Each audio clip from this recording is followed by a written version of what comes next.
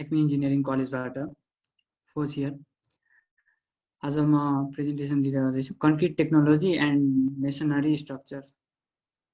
अब खासमा कन्क्रिट भनेको के हो भनेर सबैजनालाई थाहा नै छ, कन्क्रिट देखेकै हो सबैजना। खासमा म अगाडि बढ्न चाहे। म आफ्नो स्क्रिन सेयर गर्छु।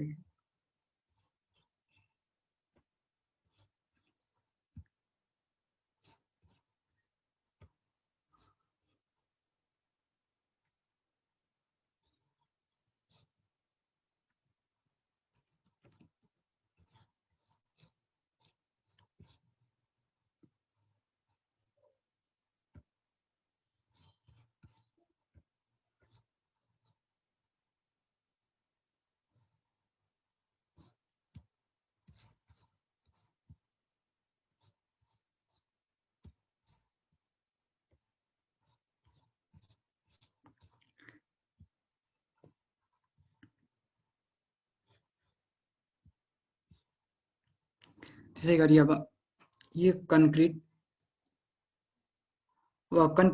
के हुन्छ भनेपछि कन्क्रिट केले बनेको हुन्छ, के मेटेरियल हुन्छ कन्क्रिटमा। कन्क्रिटमा सिमेन्ट भयो, एग्रिगेट, वाटर र एडमिक्सचर। एग्रिगेटमा फाइन एग्रिगेट र कोर्स एग्रिगेट। यो आरसिसी स्ट्रक्चर भयो, कन्क्रिटले बनेको आरसिसी बिल्डिङ। त्यसै गरी यो अहिलेको अब लेटेस्ट अहिले अब आजभोलि बनिरहेको बिल्डिङहरूमा यो कन्क्रिटले बनेको डिजाइन बिल्डिङ हो। अनि त्यसै गरी अब यो कन्क्रिट भनेको के हो त? कन्क्रिट एकदमै बढी युज हुने मेटेरियल कन्स्ट्रक्सनको लागि, र कन्क्रिटमा चाहिँ सिमेन्ट, वाटर, एग्रिगेट र एडमिक्सर्सहरू हुन्छ। कन्क्रिट मिक्स भिजेको स्टेटमा हुँदाखेरि त्यसलाई हामी ग्रिन कन्क्रिट भन्छौँ, र जब म्याच्योर भइसक्यो अनि हार्ड एन्ड कन्क्रिट। त्यसै गरी आज डिस्कस गर्न लागेको टपिक चाहिँ कन्क्रिट टेक्नोलोजी। अनि कन्क्रिट टेक्नोलोजी एउटा यस्तो सब्जेक्ट हो जुन कन्क्रिटको फन्डामेन्टल प्रिन्सिपलमा डिपेन्ड गर्छ र त्योसँग डिल गर्ने गर्दछ। Use of concrete in structure. कन्क्रिटको युज के हो? कन्क्रिट धेरै युज गरिन्छ। किन युज गरिन्छ? कन्क्रिट एकदमै simply available material, construction material, त्यही भएर। अनि अर्को कन्क्रिटको ड्युरेबिलिटी राम्रो छ, धेरै लङ लास्टिङ हुन्छ, ड्युरेबल हुन्छ। यसको स्ट्रेन्थ पनि कन्क्रिटको कम्प्रेसिभ स्ट्रेन्थ एकदमै राम्रो हो। कन्क्रिट हाई स्ट्रेन्थ हुन्छ अरू मेटेरियलको तुलनामा, कन्स्ट्रक्सन मेटेरियलहरूमा। अनि वाटरसँग रेसिस्टेन्ट एकदमै राम्रो बढी हुन्छ। अब जस्तो रेनफोर्समेन्टहरूमा यिनीहरूमा खिया लाग्न सक्छ, कन्क्रिटहरूमा त्यस्तो हुँदैन। अनि कन्क्रिटलाई अर्को भनेको जुन सेप साइजमा पनि डिजाइड सेप साइजमा मोल्डेड गर्न सकिन्छ, जस्तो सेपकोमा पनि कन्भर्ट गर्न मिल्छ। र यो एकदमै सस्तो र लोकली एभाइलेबल मेटेरियल भएको हुनाले। त्यसै गरी अब टाइप्स अफ कन्क्रिटको टाइप्सहरू। 1 नम्बरमा भयो प्लेन सिमेन्ट कन्क्रिट, पिसिसी। पिसिसीमा के हुन्छ भनेपछि रेनफोर्समेन्ट हुँदैन। पिसिसीमा रेनफोर्समेन्ट फलाम प्रोभाइड गरेको हुँदैन, र यो कम्प्रेसनमा एकदमै स्ट्रङ हुन्छ र टेन्सनमा विक हुन्छ। अब कन्क्रिट भनेकै यतिकै कम्प्रेसनमा स्ट्रङ हुने भइहाल्यो, अब फलाम नभएर टेन्सनमा चाहिँ विक हुने भयो। यो यहाँ फिगर देख्न सक्नुहुन्छ, यो पिसिसीको फिगर हो। फाउन्डेसनमा जेनरली युज गरिन्छ। अब यसमा चाहिँ कन्क्रिटको मात्रै पुरै कन्क्रिट थुपारेको छ, कन्क्रिट राखेको छ, यसरी ढलान गरेको कन्क्रिट राखेर भित्र चाहिँ रेनफोर्समेन्ट चाहिँ छैन, कन्क्रिटिङ मात्र गरेको हुन्छ। अनि त्यसै गरी यहाँ पनि यो फिगरमा पनि यसरी कन्क्रिट राख्दैछ, रेनफोर्समेन्टहरू नराख्ने अनि कन्क्रिट राख्ने। अनि यो चाहिँ जेनरली फाउन्डेसनमा पिसिसी गरिन्छ। त्यसै गरी अर्को सेकेन्ड नम्बरमा हाम्रो आरसिसी, रेनफोर्स्ड सिमेन्ट कन्क्रिट। अब रेनफोर्स्ड सिमेन्ट कन्क्रिट आरसिसीसँग धेरैजना फ्यामिलियर नै हो। आजभोलि आरसिसी बिल्डिङै बनिराख्ने हुन्छ, जहिले म्याक्सिमम बिल्डिङ आरसिसी, म्याक्सिमम स्ट्रक्चरहरू आरसिसीकै बन्ने गर्छ। र आरसिसीमा रेनफोर्समेन्ट दिएको हुन्छ, रेनफोर्समेन्ट। त्यसै गरी यसले रेनफोर्समेन्ट भएको भएर टेन्साइल र कम्प्रेसिभ दुवै फोर्स एकदमै बढी यसले धान्न सक्छ, दुवै लोड धान्न सक्छ। त्यसै गरी पिसिसीमा चाहिँ कम्प्रेसिभ मात्र थियो, र कम्प्रेसिभ फोर्स चाहिँ कन्क्रिट भएर र टेन्साइल फोर्स चाहिँ स्टिल भएर। त्यसै गरी यसले अब फायर, वेदरिङ यस्तोले आरसिसीमा फरक पार्दैन। अनि रस्टिङहरू, अब भित्र रेनफोर्समेन्ट हुन्छ, बाहिर कन्क्रिटले पुरै छोपेको हुन्छ, त्यसैले गर्दा रस्टिङ पनि हुँदैन। यो आरसीसी स्ट्रक्चरको फिगर भयो। अब यसमा यो पुरै रेनफोर्समेन्ट यसरी राखेको छ, अनि यो माथि कन्क्रिटिङ यसरी कन्क्रिट राख्ने, भित्र रेनफोर्समेन्ट, त्यसैले गर्दा यो टेन्साइल र कम्प्रेसिभ दुवै स्ट्रेन्थ एकदमै हाई स्ट्रेन्थको हुन्छ। यहाँ पनि आरसीसी वर्क हुँदैछ राइट साइडमा। त्यसै गरी यो एउटा स्ल्याबको ढलान भइरहेछ, यो सबै रेनफोर्समेन्टहरू यसरी राखेको छ, अनि त्यसमाथि कन्क्रिट राख्ने। अनि यसको त्यसै गरी अर्को थर्ड नम्बरमा टाइप्स अफ कन्क्रिटमा प्री स्ट्रेस्ड सिमेन्ट कन्क्रिट। अब प्री स्ट्रेस्ड सिमेन्ट कन्क्रिटमा एकदमै बढी इन्ड्युस गरेको हुन्छ स्ट्रेस, फलामहरू एकदमै धेरै मात्रामा फलाम राख्ने, र त्यसले एकदम हाइली कम्प्रेसिभ र टेन्साइल स्ट्रेन्थ बियर गर्छ र धेरै नै ड्युरेबल हुन्छ, एकदमै long lasting. Pre stressed structure भनेको यहाँ यसरी फलामहरू सबै यसरी राख्ने गरेछ, यो भित्र पनि यता यो साइडमा लङ्गिट्युडनली भर्टिकली सबैतिर यसरी छ। अनि यो स्ट्रक्चर प्री स्ट्रेस्ड सिमेन्ट कन्क्रिटले बनेको स्ट्रक्चर। यसमा चाहिँ यो एकदमै लङ लास्टिङ, एकदमै हाई स्ट्रेन्थ। अब यसमा ठुलो हेभी भेहिकलहरू, ट्रेनहरू, धेरै कुराहरू चलाउन मिल्छ, धेरै हेभी लोड बियर गर्नुपर्छ, त्यसैले प्री स्ट्रेस्ड कन्क्रिट यसमा युज गर्ने गरिन्छ। त्यसै गरी कन्क्रिट मेटेरियल्स। अब कन्क्रिट मेटेरियल भनेको कन्क्रिटमा युज हुने के मेटेरियलहरू, के मेटेरियल भनेर कन्क्रिट भएको, एग्रिगेट, सिमेन्ट, वाटर र एडमिक्सर। एग्रिगेटमा फाइन एग्रिगेट र कोर्स एग्रिगेट। फाइन एग्रिगेट भनेको त्यही बालुवा भयो, र कोर्स एग्रिगेट गिटी। यसमा कन्क्रिटको 70 to 80% भोल्युम एग्रिगेटले अकुपाई गरेको हुन्छ। अब त्यत्रो भोल्युम अकुपाई गर्यो भनेपछि अफकोर्स यसको डेन्सिटी कन्क्रिटमा एकदमै बढी हुन्छ, र यसले डेन्सिटी बढाउँछ कन्क्रिटको। र एग्रिगेट केमिकली इनएक्टिभ मेटेरियल हो, इनर्ट मेटेरियल, केमिकली यसको कुनै रोल छैन कन्क्रिटिङ, अनि यसले वर्कएबिलिटी बढाउँछ, कन्क्रिटको वर्कएबिलिटी एग्रिगेटले एकदमै बढाउँछ। र एग्रिगेट हरेक सेप, साइज र हार्ड, स्ट्रङ र ड्युरेबल हुन्छ। अनि त्यसै गरी यसलाई चाहिँ फिलरको रूपमा पनि युज गरिन्छ एग्रिगेट। यो फाइन एग्रिगेट यहाँहरू यो लोकली एभाइलेबल बालुवा सबैजनाले देखेकै होला, र यो कोर्स एग्रिगेट गिटी। त्यसै गरी सिमेन्ट, कन्क्रिटको अर्को मेटेरियल सिमेन्ट। सिमेन्टलाई बाइन्डिङ मिडियमको रूपमा युज गरिन्छ। यसले चाहिँ कोहेसन र एडेसन दुवै प्रोपर्टी छ सिमेन्टसँग, र सिमेन्टले कन्क्रिट, एग्रिगेट, वाटर, एडमिक्सचर सबैलाई बाइन्ड गर्ने सिमेन्टकै काम हुन्छ। सिमेन्टले सबैलाई बाइन्ड गर्ने गर्दछ, र यसको सिमेन्टको टाइप्समा यो OPC cement, ordinary Portland cement, Portland pozzolana cement, rapid hardening cement, sulphate resisting cement, low heat cement, coloured cement, र अरू पनि थुप्रै टाइप्सहरू छ। यो चाहिँ डिजाइनरको युज र कता कुन टाइपमा के चाहिरहेछ त्यो हिसाबले युज गरिन्छ। हाम्रो जेनरली लोकली सबभन्दा बढी युज हुने भनेको नर्मल युजमा OPC cement, ordinary Portland cement. यो सिमेन्ट भयो। त्यसै गरी अब वाटरको बारेमा त वाटर त देखाइरहनु पर्दैन। वाटरको रोल के हो कन्क्रिटमा भनेपछि वाटरले मिक्सिङ गर्छ। मिक्सिङको लागि अब सबै मेटेरियलहरू सँगै राख्दा वाटर त्यसमा राख्नुपर्छ मिक्स गर्नलाई, वाटर नभएर मिक्सै हुँदैन। अनि वाटर अर्को क्युरिङ अफ कन्क्रिट, क्युरिङ गर्दाखेरि काम लाग्छ, एग्रिगेटहरू वास गर्नलाई, अनि सिमेन्ट हाइड्रेसन। अनि यो मिनिमम वाटर सिमेन्ट रेसियो कन्क्रिटको लागि 0.45 हुनै पर्छ, 0.45 सम्म। अनि अर्को त्यसपछि एडमिक्सर।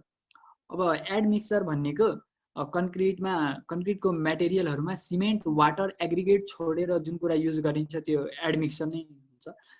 अनि एडमिक्सर इन्ग्रेडियन्टमा मिक्स गर्नभन्दा अगाडि पनि युज गर्दा हुन्छ, पछाडि पनि युज गर्दा हुन्छ, जतिखेर राखे पनि हुन्छ।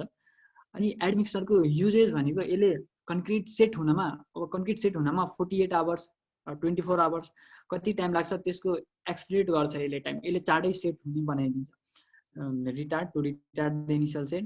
अनि वर्कएबिलिटी पनि बढाउँछ, सेग्रिगेसन घटाउँछ। अनि त्यसपछि यसले चाहिँ ओल्ड कन्क्रिट, अब आज यति काम सकियो कन्क्रिटिङ गर्दाखेरि, भोलि त्यो ठाउँबाट फेरि गर्नुपर्छ। अनि त्यतिखेर एडमिक्सरले चाहिँ न्यू कन्क्रिट र ओल्ड कन्क्रिटमा एकदमै राम्रो बन्ड बनाउने काम गर्दछ। त्यसै गरी यो डिफ्रेन्ट कन्क्रिट एडमिक्सर्सहरू, जसमा यो केमिकल एडमिक्सरहरुमा केमिकल पनि म्याक्सिमम युज गरिन्छ। यो केमिकल भयो, यो पोर्टल्यान्ड सिमेन्ट भयो, fly ash, slag cement, water, sand र stone. Frequently use terms in concrete. कन्क्रिटमा सेग्रिगेसन एकदमै धेरै सुनिन्छ। सेग्रिगेसन हुन्छ कन्क्रिटमा। सेग्रिगेसन भनेको के हो भनेपछि अब त्यो मिक्सबाट इन्ग्रेडियन्टहरू छुट्टिनु, सेपरेट हुनु। कन्क्रिट मिक्सबाट इन्ग्रेडियन्टहरू, मेटेरियल्सहरू छुट्टिनु र त्यसले गर्दा त्यो कन्क्रिट होमोजिनियस कन्डिसनमा बस्न सक्दैन। अब यसको चाहिँ दुई टाइपको हुन्छ। एउटामा चाहिँ मिक्सबाट कोर्सर पार्टिकलहरू, कन्क्रिट मिक्सबाट कोर्सर पार्टिकलहरू सेपरेट भइदिन्छ र अर्को चाहिँ सिमेन्ट पेस्टबाट बाँकी पुरै मिक्स सेपरेट भइदिने। अनि यो चाहिँ केमा डिपेन्ड गर्छ? ह्यान्डलिङ, ट्रान्सपोर्टेसन र प्लेसिङ। त्यो पुर्याउनु, समात्नु र त्यसमा खन्याउँदाखेरि चाहिँ एकदमै ध्यान दिनुपर्छ, नत्र सेग्रिगेसन हुन सक्छ। त्यसै गरी अब हाइटमा काम भइरहेछ, त्यहाँबाट अब सजिलोको लागि कन्क्रिट यसरी माथिबाट फाल्यो भने, ड्रप गर्यो भने त्यसले गर्दा पनि त्यसको होमोजिनियस कन्डिसन बिग्रिन्छ र सेग्रिगेसन हुन जान्छ। अर्को चाहिँ वाटर र सिमेन्टको कन्सन्ट्रेसन मिलेन, मिक्स मिलेन, त्यसले गर्दा पनि सेग्रिगेसन हुन्छ। र अर्को important factor excess vibration. Vibrator एकदमै धेरै भाइब्रेटर लाग्यो भने पनि सेग्रिगेसन हुन जान्छ। त्यो पनि कम लाउँदा पनि बिग्रिन्छ, बढी लाउँदा पनि बिग्रिन्छ। यो सेग्रिगेसन यस्तो हुन्छ। हामीले देख्न सक्छौँ यहाँ चाहिँ अब यो कन्क्रिट भयो, पार्टिकल्सहरू यसरी छुट्टिएको छ र भित्रको रेनफोर्समेन्ट नै देख्ने गरी पार्टिकलहरू एकनासले सबै मिलेको छैन र यो रेनफोर्समेन्ट नै यहाँ देखिरहेछ। यहाँ पनि त्यस्तै छ र यो फिगरमा पनि। र यस्तो सेग्रिगेसन हुँदाखेरि चाहिँ यसलाई अब जुन स्ट्रेन्थको लागि डिजाइन गरिएको छ यो कन्क्रिटलाई, अब यसले त्यस्तो स्ट्रेन्थ दिन सक्दैन, त्यो लेभलको स्ट्रेन्थ दिन सक्दैन र यसको स्ट्रेन्थ घट्ने भयो सेग्रिगेसनले गर्दा। फेरि ब्लिडिङ। ब्लिडिङ भनेको सेग्रिगेसनकै एउटा फर्म हो, जुनमा अब कन्क्रिट फ्रेसली प्लेस गर्दाखेरि त्यहाँ माथिबाट त्यसको सर्फेसबाट पानी, त्यसको सर्फेसमा पानी देखा पर्छ, त्यसलाई ब्लिडिङ भनिन्छ। यो यस्तो अब यो भर्खर यहाँ कन्क्रिट राखेको छ र यो कन्क्रिट सेट राख्ने बित्तिकै यहाँ सेट नहुन साथ यहाँ माथि सर्फेसमा पुरै वाटरहरू यसरी पुरै देखिन्छ। र यो किन हुन्छ कन्क्रिट र ब्लिडिङ किन हुन जान्छ भनेपछि ब्लिडिङ एउटा चाहिँ एकदमै मजाले मिक्स भएको नभएर ब्लिडिङ हुन्छ र सोलिड कन्स्टिट्युएन्टहरू र अरू पार्टिकल्सहरू छुट्टिने। र अर्को चाहिँ पुअरली ग्रेडेड कन्क्रिट छ भने कम्प्याक्सन बढी भयो, त्यसले गर्दा पनि हुन्छ। र ब्लिडिङले गर्दा कन्क्रिटको टप लेयर सर्फेस भिजेको हुन्छ। माथि पानी छ, माथिको सर्फेस भिज्ने भयो र त्यसले गर्दा कन्क्रिट ड्युरेबल हुँदैन, यो लङ लास्टिङ हुने भएन र पानीले गर्दा माथिको मेम्ब्रेन, माथिको सर्फेस पोरस हुने भयो र पानी यसरी छ, यो सर्फेस पोरस हुने भयो, यसको ड्युरेबिलिटी एकदमै कम हुन्छ।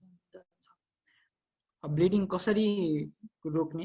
यो कसरी रोक्ने भनेपछि एउटा चाहिँ यसको प्रपर प्रोपोर्सनिङ भयो र अर्को पोजोल्यानिक मेटेरियल्स। यो पोजोल्यानिक मेटेरियल, एयर इन्ट्रेन्स एजेन्ट, यिनीहरू युज गर्दा ब्लिडिङ रोकिने हुन्छ, ब्लिडिङ ठिक हुन्छ। यो यहाँ segregation and bleeding in concrete. अब यो सेग्रिगेसन यहाँ यसरी यो सबै यसरी यो कलमहरूमा यिनीहरूमा सेग्रिगेसन भएको हुन्छ म्याक्सिमम देख्न सकिन्छ। र यो ब्लिडिङ यसरी यो पानी यता यता यता यो सबै सर्फेसहरूमा छ, त्यसले गर्दा यो सेग्रिगेसन र ब्लिडिङ। यो सेग्रिगेसनकै फर्म हो ब्लिडिङ। सेग्रिगेसनमा चाहिँ मेटेरियलहरू यसको होमोजिनिटी बिग्रेर, प्रोपोर्सन बिग्रेर यस्तो हुन जान्छ र ब्लिडिङमा चाहिँ माथिको सर्फेसमा वाटर आइदिन्छ। कन्क्रिटलाई 3 फेज सिस्टम भनेर भनिन्छ। त्यसमा 3टा छ, aggregate phase, binding medium phase र ट्रान्जिसन फेज। अब एग्रिगेट फेजमा एग्रिगेट पार्टिकल्सहरू डिफ्रेन्ट सेप साइजको, अब कुन सेप साइजको पार्टिकल्सहरू चाहिएको छ त्यो सेप साइज अनुसार युज गर्ने। अनि त्यसपछि binding medium phase. Binding medium फेजमा यसले चाहिँ सिमेन्ट वाटर मिक्स गर्ने, हाइड्रेटेड सिमेन्ट र पेस्ट, त्यो सिमेन्टको प्रपर्टी बाइन्डिङ, त्यही भएर बाइन्डिङ मिडियम फेज। अनि अर्को चाहिँ ट्रान्जिसन फेज। यसले चाहिँ एग्रिगेट र सिमेन्ट पेस्टको मिक्सचरको बिचमा इन्टरफेसियल रिजन बनाउँछ। यो दुईटा मिक्स गर्दाखेरि त्यही नै ट्रान्जिसन फेज भनेर यो फेजलाई भनिन्छ। त्यसै गरी कन्क्रिट मिक्समा दुईटा हुन्छ, एउटा नोमिनल मिक्स र अर्को डिजाइन मिक्स। नोमिनल मिक्समा यिनीहरू यो ग्रेड फिक्स्ड हुने भए यसमा चेन्ज गर्न मिल्दैन। जस्तो M20 मा 1:1.5:3, यो भनेको 1 kg सिमेन्टमा 1.5 kg फाइन एग्रिगेट र 3 kg कोर्स एग्रिगेट। त्यसै गरी M15 मा 1:2:4 र M10 मा 1:3:6। M20 चाहिँ हाइड्रोलिक स्ट्रक्चर जस्तै कि पाइल्स, फाउन्डेसन यिनीहरूमा युज गरिन्छ। M15 ग्रेड अब बिम, कलम यिनीहरू आरसिसी स्ट्रक्चरहरूमा युज गरिन्छ र M10 चाहिँ एकदमै कन्क्रिटिङको वर्कहरू, ठुलो कामहरू यताउति हुँदाखेरि चाहिँ यसमा M10 मिक्स युज गर्ने। त्यसै गरी डिजाइन मिक्स। अब डिजाइन मिक्समा डिजाइनरले डिजाइन गर्दा अब कुनै पनि स्ट्रक्चर बनाउँदा त्यसमा चाहिँ कुन ग्रेडको चाहियो त्यो अनुसार उसले डिजाइन गरेको हुन्छ र त्यो अनुसार नै युज गरिन्छ। यसको लागि चाहिँ आइएस कोड, एनबिसी कोड यिनीहरू फलो गरेर डिजाइन गरिएको हुन्छ, त्यही अनुसार डिजाइनरले फिक्स गरिदिन्छ। Workability of concrete. कन्क्रिटको वर्केबिलिटी भनेको कन्क्रिट वर्केबल वर्क गर्दा, काम गर्दा कस्तो फेभरेबल कन्डिसन दिन्छ कि दिँदैन, कस्तो कन्डिसन हुन्छ। यो कन्क्रिटको वर्केबिलिटी भनेको कन्क्रिटलाई ह्यान्डल गर्दा, ट्रान्सपोर्ट गर्दा र प्लेस गर्दा यसमा चाहिँ मिनिमम लस अफ होमोजिनिटी नहुने गरी प्लेस गर्नु पर्यो भने त्यो चाहिँ बेस्ट हुन्छ। जस्तो कि अब कतै कन्क्रिटको मिक्स बनाउँदैछ, अब त्यो मिक्स बनाउँदा यहाँबाट ट्रान्सफर गरेर अब यहाँ चाहिँ बनाउँदैछ, यहाँबाट भाँडोमा राख्यो, यहाँबाट लिएर जुन ठाउँमा काम हुँदैछ त्यहाँ लान पर्यो, त्यो डिस्टेन्स यहाँबाट उठाउनु पर्यो, त्यसपछि त्यसलाई बोक्न पर्यो र त्यहाँ गएर खन्याउनु पर्यो। त्यसमा चाहिँ बिग्रिनु भएन, एकदमै अपनाउनु पर्यो। अनि त्यतिखेर चाहिँ वर्केबिलिटी अफ कन्क्रिट राम्रो हुन्छ। वर्केबिलिटी अफ कन्क्रिट किन इम्पोर्टेन्ट छ? वर्केबिलिटी अफ कन्क्रिट, अब जतिखेर कन्क्रिटको मिक्सचर भिजेको भयो, वेट भयो, त्यतिखेर कोर्स एग्रिगेटहरू, गिट्टीहरू बटममा तल गएर मुनि बस्दिने, अनि त्यसले गर्दा कन्क्रिटको कम्पोजिसन युनिफर्म हुँदैन, यो नन युनिफर्म कम्पोजिसन हुन जान्छ। अनि त्यसै गरी अर्को केसमा चाहिँ कन्क्रिट मिक्सचर ड्राई छ भने यो बोक्न नै गाह्रो हुन्छ र त्यसलाई सेटल गराउन, त्यसलाई त्यो पोजिसनमा राख्न पनि गाह्रो हुन्छ। त्यसै गरी test of workability of concrete, यसको टेस्टमा चाहिँ 5 वटा छ। Slump test, compacting factor test, flow test, VB test र केलिबर टेस्ट। अब स्लम्प टेस्टमा यो एउटा कन्टेनर हुन्छ जसको top diameter 10 centimetre, 20 centimetre bottom diameter र 30 सेन्टिमिटर हाइट, र यो टेम्पर रड हुन्छ, टेम्परिङ रड 16 mm डायमिटर हुन्छ यसको। र यसलाई चाहिँ पहिला कन्क्रिटलाई यो भाँडोमा राख्ने, यो कन्टेनरमा, त्यसपछि यसलाई टेम्पर गर्ने, त्यसपछि यसमा टेम्पर गरिन्छ, कम्प्याक्सन गर्ने। र कम्प्याक्सन गरेपछि जस्तै कि यो फिगरमा यसरी क्लियरली यसमा देखाएको छ, यो माथिको कन्टेनर, यो टप पोर्सन हुन्छ, बटम पोर्सन हुन्छ, यसमा चाहिँ राख्ने, अनि यो टेम्परिङ रड 16 mm डायमिटरको यसमा चाहिँ राख्ने र यसलाई एकदमै मजाले कम्प्याक्ट गर्ने, कम्प्याक्सन गर्ने, र त्यसपछि यसलाई बाहिर यसरी खन्याउने। अनि यसरी खन्याउँदा यो कति यसको यसरी यहाँ यो टेम्परिङ रड राखेर र यसमा जुन देखाएको छ यसरी नाप्ने, र यो कति यसको स्लम्प भयो त्यही नै यो टेस्टबाट वर्केबिलिटीको निकालिन्छ। त्यसै गरी अर्कोमा यो कम्प्याक्सन फ्याक्टर टेस्ट एपेरेटस, यसमा चाहिँ यो माथिको, अब यसमा चाहिँ अप्पर होपरमा पहिला कन्क्रिट राख्ने, यहाँ चाहिँ सबैमा यसरी क्ल्याम्प हुन्छ, यहाँ पनि छ, यहाँ पनि छ, यो ओपन गर्न मिल्छ, खोल्न मिल्छ। पहिला चाहिँ कन्क्रिट यो अप्पर होपरमा राख्ने, अनि यहाँबाट क्ल्याम्प खोलिदिने, अनि त्यसपछि कन्क्रिट यो लोवर होपरमा जान्छ, त्यसपछि यहाँ क्ल्याम्प खोलिदिने, अनि यहाँबाट सिलिन्डरमा जान्छ। सिलिन्डरमा गएपछि यसको सर्फेसमा यसरी कम्प्याक्ट गरेर यसलाई चाहिँ सर्फेस क्लिन गरिदिने, अनि बाहिरको पोर्सनहरूमा पनि यहाँको पोर्सनहरू सफा गरिदिने। त्यसपछि यो कन्टेनरलाई वेट गर्ने र त्यसपछि अर्को एउटा कन्क्रिट राख्ने यो कन्टेनरमा, अनि त्यसलाई पनि वेट गर्ने, अनि त्यसमा जुन डिफ्रेन्स आउँछ त्यही नै यसको कम्प्याक्सन फ्याक्टर टेस्ट एपेरेटसबाट निस्किने। त्यसै गरी अर्को फ्लो टेबल टेस्ट। यो फ्लो टेबल टेस्टमा चाहिँ यसमा यो कन्टेनर स्लम्प टेस्टमै युज गरेको कन्टेनर हो। यसमा चाहिँ कन्क्रिट यसरी राख्ने यसमा, अनि यसलाई चाहिँ यो वुडन ब्लकले हुन्छ, यसमा चाहिँ यसको लेभल यसरी मिलाइदिने, माथिको सर्फेसबाट निकालिदिने, साइडको हटाइदिने, अनि त्यसपछि यो यसरी यसलाई खन्याउने, अनि यो अब यसरी खन्याउने, निकाल्दियो। यो निकालेपछि यो कहाँदेखि कहाँ, यहाँदेखि यहाँसम्म यो फैलियो यसको, यो यसरी यहाँदेखि, अनि त्यसपछि यो नाप्ने, कति उसम्म, कति यसको डायमिटर भयो त्यो नाप्ने, त्यही नै यो फ्लो टेबल टेस्टबाट हुन्छ। त्यसै गरी यो भिभी कन्सिस्टोमिटर, भिभी टेस्टमा भिभी कन्सिस्टोमिटर भन्ने एपेरेटस युज गरिन्छ। यो भिभी टेबल भयो, यो एउटा कन्टेनर भयो, यो अघिको यो स्लम्प कोन भयो, यो rotating arm, moving vertical rod र यो क्लियर प्लास्टिक डिस्क। यसमा चाहिँ यो एपेरेटस भयो। यसमा चाहिँ कन्क्रिट यसरी राख्ने, यसमा यो कन्क्रिटरमा यो कन्टेनरमा राख्ने र तलबाट यो भाइब्रेट गर्छ यसको यो टेबल भिभी टेबलको। अनि त्यसपछि कन्क्रिटको यसमा चाहिँ कन्क्रिट यता यता फैलिन्छ अनि त्यसपछि त्यही नाप्ने, अनि त्यो चाहिँ यो टेस्टबाट गरिन्छ। त्यसै गरी लास्ट केली बल टेस्ट एपरेटस। यसमा चाहिँ यो एउटा हेमिस्फियर बल हुन्छ, अनि यो ह्यान्डल भयो, ग्रेजुएटेड स्केल र यो यसको फ्रेम। र यसमा चाहिँ यो कन्टेनरमै यो कन्क्रिट हुँदा कन्टेनरमै यो एपरेटस अट्ने गरी एउटा ठुलो कन्टेनर लिनुपर्छ र यसमा यो एपरेटस राख्ने अनि टेस्ट गरिन्छ। त्यसै गरी shrinkage and creep in concrete. Shrinkage is the contraction in the concrete cause by the moisture loss from drying concrete. Shrinkage किन हुन्छ? श्रिङ्केज के हो भनेपछि कन्ट्र्याक्सन हो, कन्क्रिटमा हुने कन्ट्र्याक्सन, जुन चाहिँ कन्क्रिट मोइस्चर लस हुँदाखेरि यस्तो हुने गर्दछ र कन्क्रिट ड्राई हुन्छ। जसरी यहाँ देख्न सकिन्छ यो श्रिङ्केज, सरी यो कन्क्रिट कन्ट्र्याक्ट भएर कन्क्रिट आफूतिर यसरी कन्ट्र्याक्ट भयो अनि कन्ट्र्याक्सन हुँदाखेरि यसरी क्र्याक आउँछ र यही नै श्रिङ्केज अफ कन्क्रिट, श्रिङ्केज भन्छ, यो श्रिङ्केज भयो।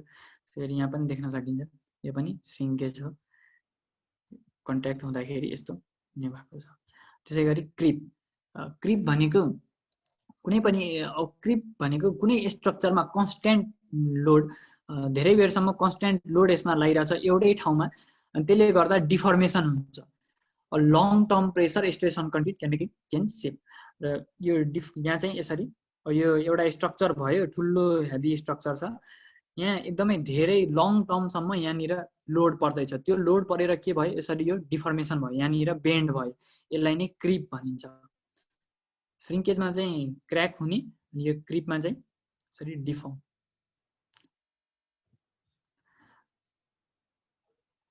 यो क्रिप हुँदा चाहिँ कन्क्रिट फेल र ब्रेक हुँदैन, स्ट्रक्चर नै ब्रेक हुने हुँदैन, तर यो यसरी बेन्ड भएर आउँछ। यो ठ्याक्क यो ठाउँमा क्रिप डिफ्लेक्सन यसरी देखिएको छ।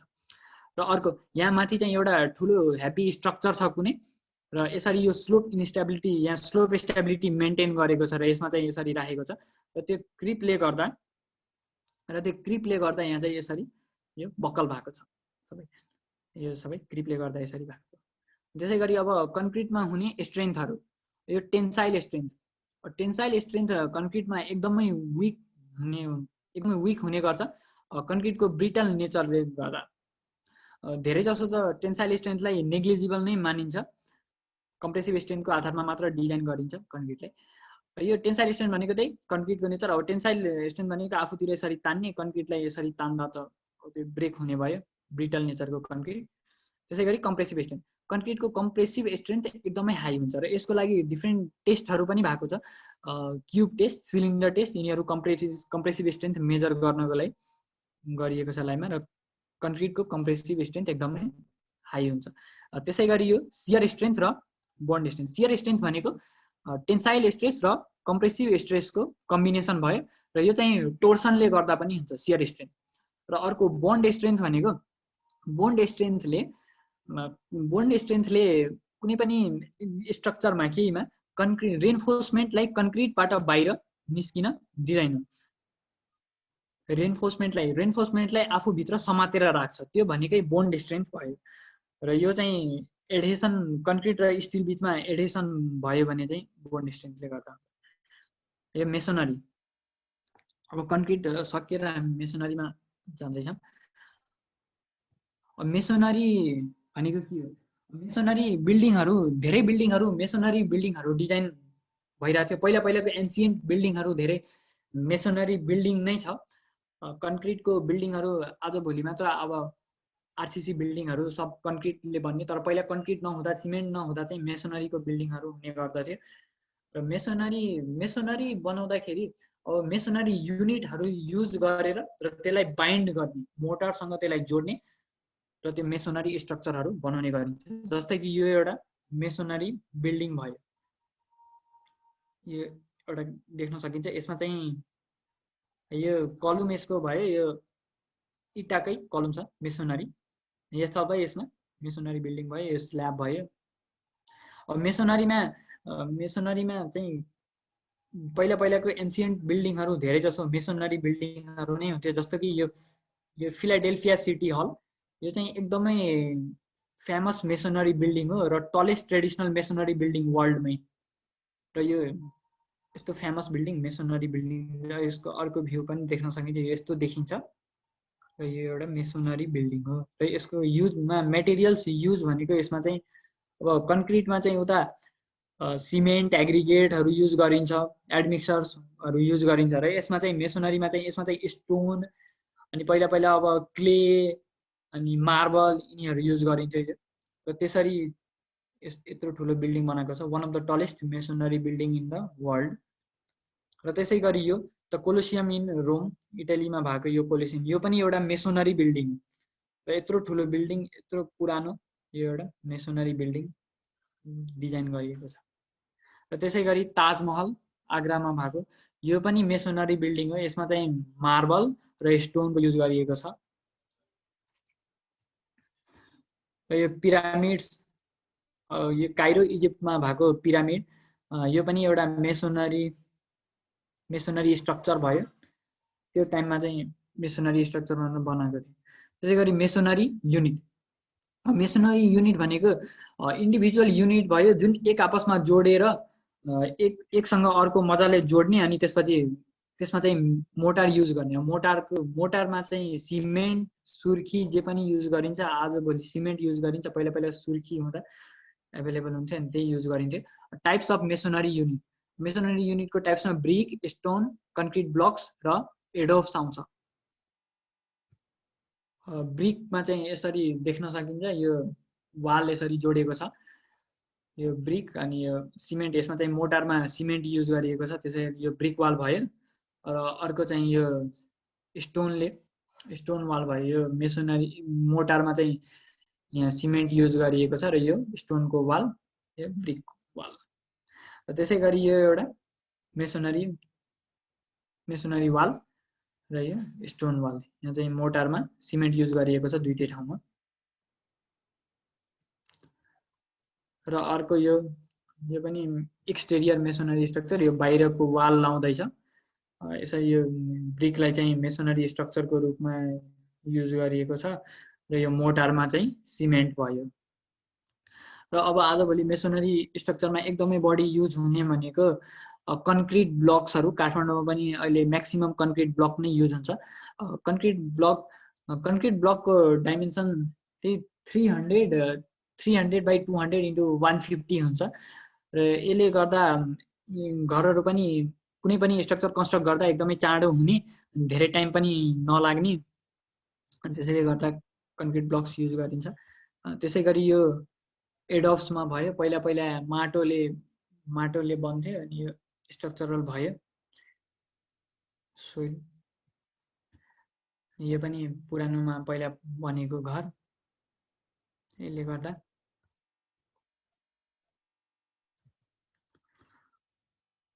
अब क्वेसन एन्सर कसैले केही क्वेसन छ भने, आज मान्छे पनि थोरै छन्।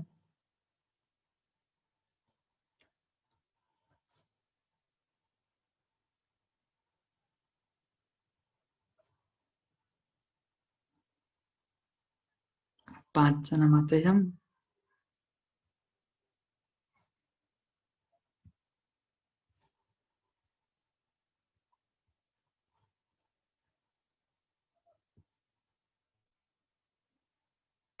क्वेसन छ कसैले कि? मेरो एउटा क्वेसन थियो। हजुर, त्यो मेसोनरीको कलम बनाउँदाखेरि त्यो कतिको प्रिफरेबल हुन्छ? त्यो त अलिक हुन त ठुलो स्ट्रक्चरहरू पनि फोटोहरूमा देखियो, तर त्यति ठिक हुँदैन कि? होइन, अब कुन युजको लागि बनाइरहेछ? अब नर्मली त मेसोनरी पनि स्ट्रङ नै हुन्छ, तर अब ठुलो कम्प्लेक्स बिल्डिङ धेरै ठुलो बनाइरहेछ भने चाहिँ आरसिसी कन्क्रिटले नै बनाइन्छ। तर मेसोनरी पनि 2 तला 3 तला घरहरू मेसोनरीमा एकदमै मजाले, मैले भर्खरै फिगरमा पनि देखाएको थिएँ, एउटा 2 स्टोरीको बिल्डिङ मेसोनरी स्ट्रक्चरमा बनेको। त्यो पनि एकदमै राम्रो हुन्छ। जस्तो पहिला पहिला त धेरै बिल्डिङहरू मोनुमेन्टहरू चाहिँ सबै मेसोनरीले नै बनाएको हो, राम्रै हुन्छ, भरपर्दो हुन्छ।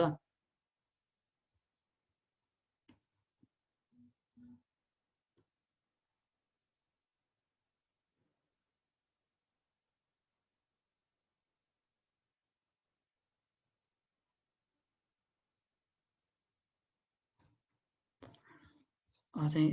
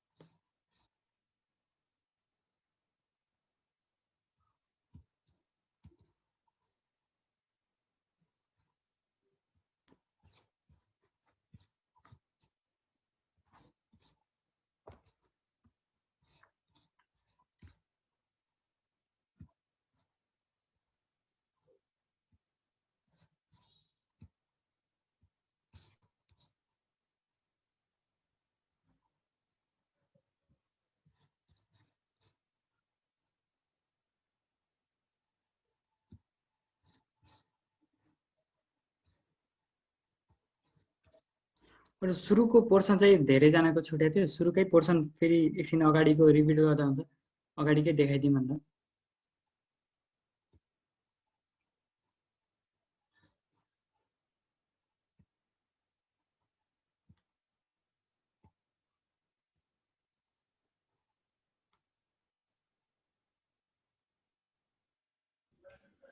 अथवा अरू कसैको क्वेसनहरू छ भने भन्दा हुन्छ है।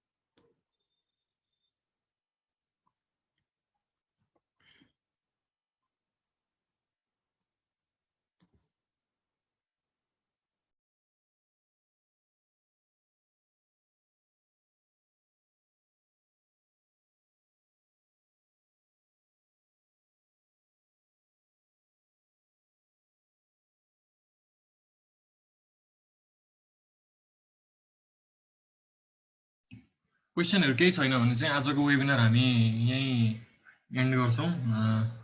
वेबिनार होस्ट गरेको मा निर्पेश झालाई धेरै धेरै धन्यवाद।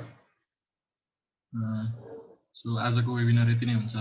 अनि यस पछाडि चाहिँ अब हाम्रो वेबिनारहरू 4-5 डेजमा फेवा एकाडेमीले चाहिँ गराइरहेको हुन्छ। त्यसको लागि feva.academy मा गएर हेर्न सक्नुहुन्छ।